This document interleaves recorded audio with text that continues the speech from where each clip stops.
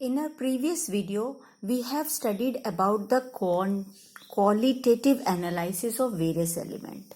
Today we are going to study about quantitative analysis.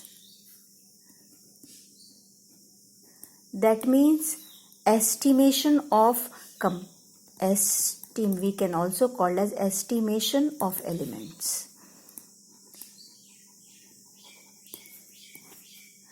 Now, when we talk about estimation of elements, we have studied about the quality, whether the elements are present or not. Now we are going to study how much, what is the percentage composition of these elements. So you have to study about in your syllabus the estimation of elements like carbon and hydrogen by the help of Liebig's method.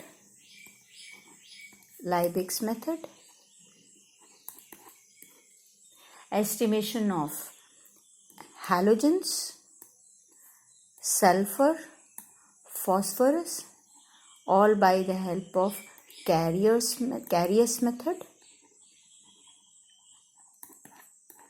and estimation of nitrogen by Zeldahl's method.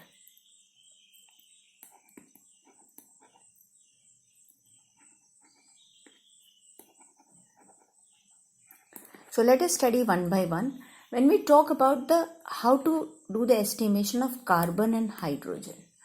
So the organic compound, almost all organic compounds contain carbon and hydrogen. We have to find out the percentage composition. So the organic compound which has carbon and hydrogen, we take that organic compound and it is heated with copper oxide and oxygen. Heated. So then the carbon of the substance will give out CO2 and hydrogen of the substance will give out water. So this the resultant gas is passed through a U-tube which has anhydrous calcium chloride in it. So the gas passes which has anhydrous calcium chloride. So it will find out how much of what it will absorb water, and then it is passed through the calcium oxide KOH solution which will absorb CO2 gas, and with the change in the weight in the calcium chloride and the change in the weight of the potassium hydroxide bulb, we find out the percentage of hydrogen and carbon. Let us understand with an example. Say for example, this is the question that 0.3 gram of an organic compound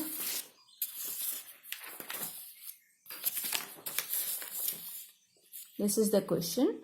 So 0.31 gram of an organic compound were analyzed by Liebig's method. So weight of, this is question number 1. So weight of organic compound is 0.31 gram. Were analyzed by the Liebig's method. The mass increased in U-tube. U-tube was, that means which had a calcium chloride which had moisture, which was having moisture, absorbing moisture. Calculate CaCl2 was, this is the increased mass, means the gained mass is point. That means the weight of water, actually moisture, is 0.28 gram. And then in potash bulb, the potassium bulb increase in the weight of the potash bulb. That means the carbon dioxide weight formed is the weight of CO2 formed was 0.56 gram. 0.56 gram at the end of the experiment. This is at the end of the experiment you found the increase in the U-tube weight and in the potash bulb. And this is how you can find out the weight of water and CO2. Calculate the percentages. You have to find out the percentage of carbon and percentage of hydrogen. So how do I calculate? Calculation of carbon percent. We know that CO2, molecular weight of CO2 is how much? C is 12. And oxygen is 16 to the 32. So total it is 44 grams. So we know that 44 grams of CO2 contains 12 gram of carbon. We know this. So, how much of the CO2 was formed? 0.56 gram of CO2 will contain how much? 12 by 44 into 0.56 gram, which means 12 into 0.56 divided by 44 is equal to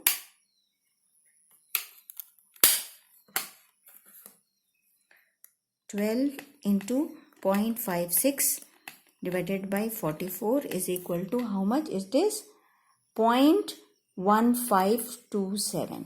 0.1527 grams of carbon.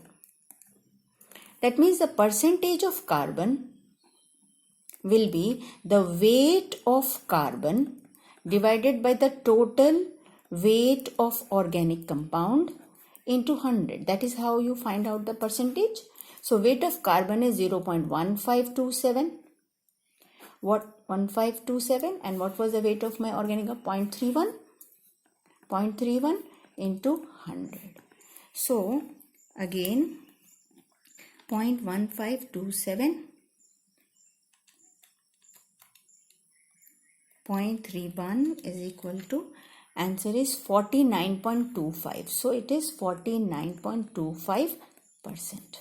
This is my percentage of carbon, 49.25. Then hydrogen. Let us find out the calculate the calculation of hydrogen.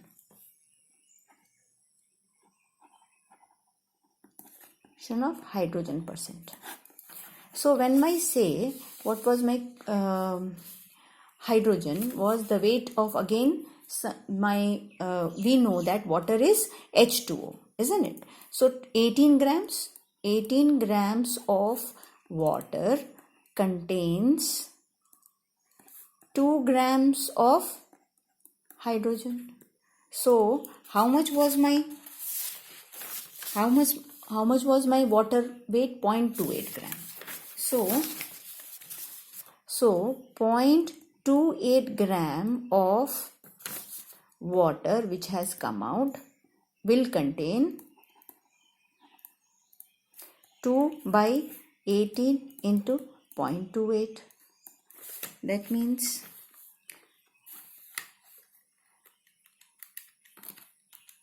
by 18, and you get 0.0311.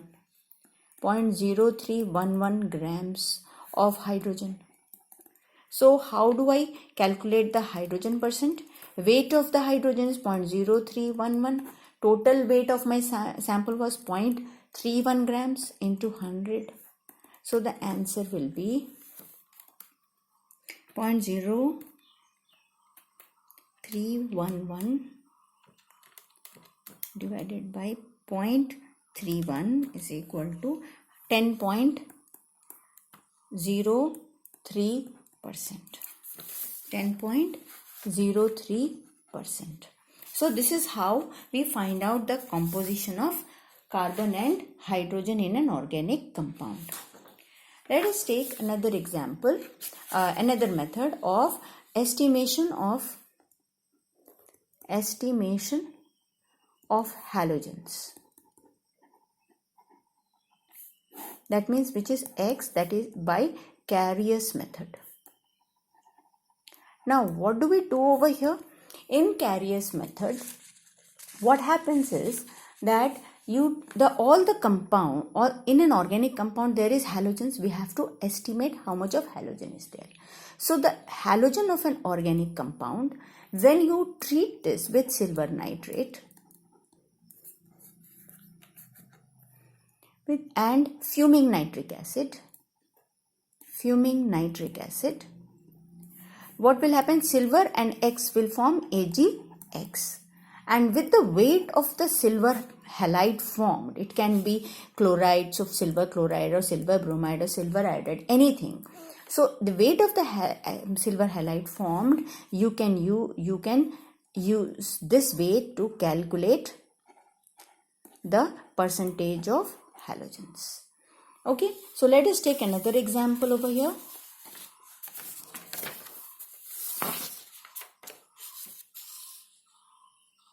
Okay, so now when we say in this case 0.327 gram of an organic compound, that means it is question 4, weight of my organic compound is 0.327 grams.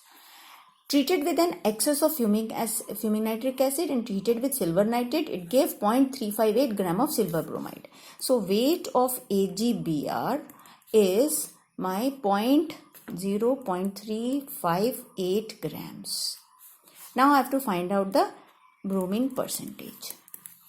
We need to know over here molecular weight of silver bromide is how much? Molecular weight of silver bromide, silver is 108, its atomic mass, bromine is 80. This will be given to you in the question paper, so it will be 188. Okay, now with this information, let us understand. You know that the organic compound which has the halogen bromine over here will combine with silver to form AgBr. So we know that 188 gram of silver bromide will contain how much? Will contain how much of Br in it? 88 gram. Sorry, it's 80 grams. That's why it is 80 grams of Br. So how much of silver bromide was formed? 0.358 grams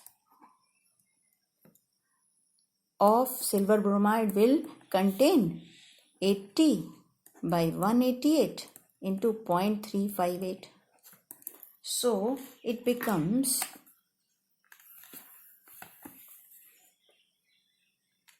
80 into 0.358 is equal to divided by 188, which gives me 0.1523 grams of Br.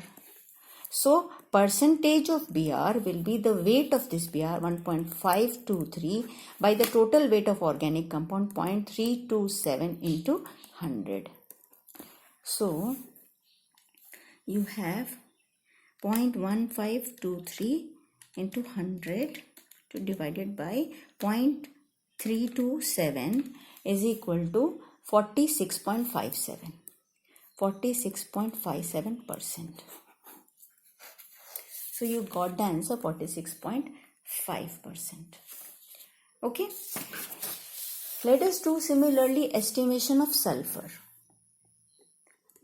Estimation of sulfur in the same method by Carius method. In this case, the sulfur of the organic compound is treated with fuming nitric acid again,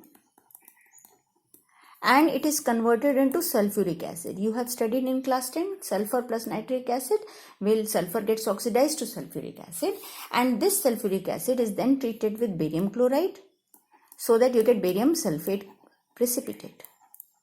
Now weight of this barium sulfate precipitate will help me calculate the percentage of sulfur. So again, let us understand with the help of an example. Now in this case, question number 5, in a Carius determination, 0.345 gram of an organic compound, means weight of organic compound is 0.345 grams.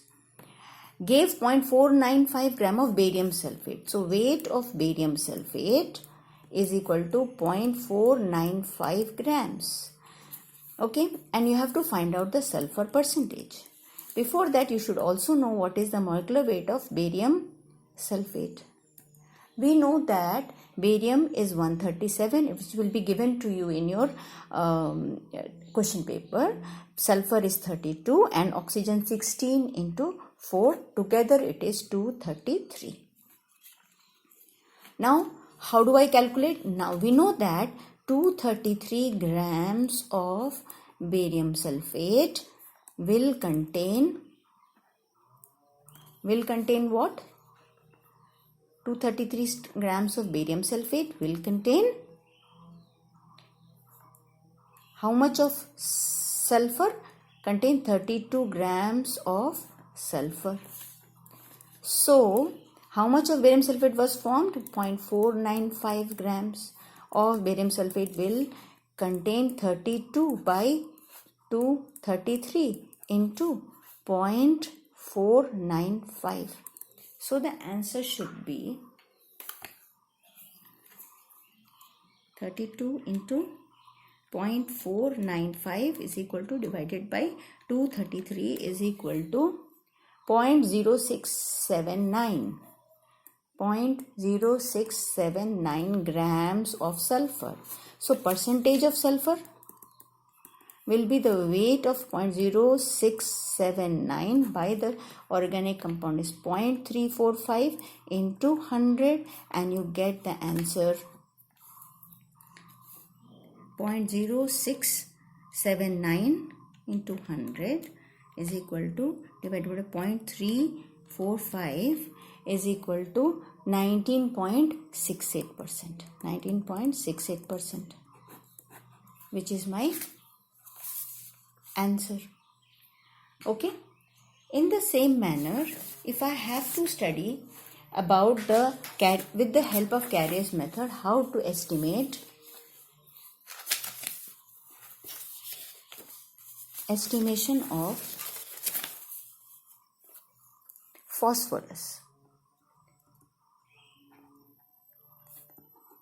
phosphorus by again Carrier's method.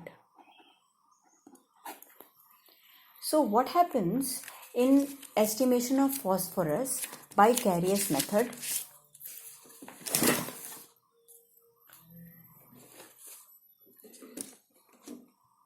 We do say the organic compound which contains phosphorus. So phosphorus in the organic compound, when you heat with fuming nitric acid, it will get converted into phosphoric acid, H3PO4, which is phosphoric acid. This, when you mix it with magnesia mixture, which is MgCl2 plus ammonium chloride plus ammonia, and you heat this strongly, what will happen? It will become magnesium Mg2P2O7, which is magnesium pyrophosphate, and the weight of this will help me find out the calculate the percentage of phosphorus. So again, let us understand with the help of an example numerical. So in an experimental data, we came to know that these are the figures that we came to know from an experiment, that 2.25 gram of an organic compound means weight of question number 6. Weight of an organic compound is 2.25 grams and substance in a quantitative determination of phosphorus gave 3.57 grams of Mg2. So weight of Mg2P2O7 is 3.57 grams. Calculate the percentage of phosphorus. Now let us understand first the molecular weight of Mg2P2O7. Magnesium is 24 into 2. Phosphorus is 31 into 2 and oxygen is 16 into 7. Together it comes as 222. These all figures of atomic mass will be given in the question paper. So now we know that 222 grams of Mg2P2O7 contains 2 into 31 grams of phosphorus. So, how much this was formed? 3.57 grams of Mg2P2O7 will contain 2 into 31 by 222 into 3.57, which is equal to 2 into 31 into 3.57 is equal to divided by 222 is equal to, answer is 0.9970 grams of phosphorus.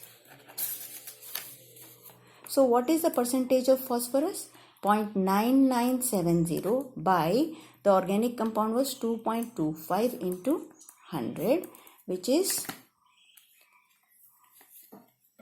0.9970 into 100 is equal to divided by 2.25 is equal to 44.31. 44.31%. So this is how you get 44.3%.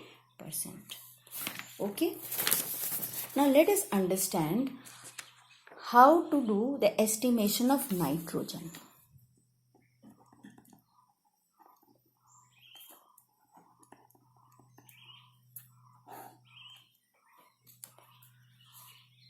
In estimation of nitrogen, we have, it's done by Geldahl's method.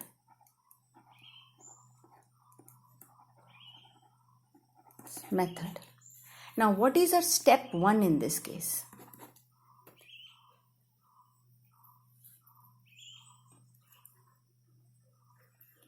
Organic compound containing nitrogen is mixed with sulfuric acid to form ammonium sulfate. And this ammonium sulfate is then treated with NaOH to form ammonia gas.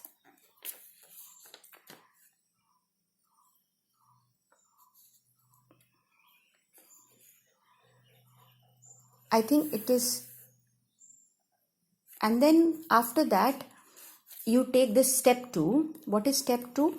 Step 2 is the ammonia gas is passed in excess of acid.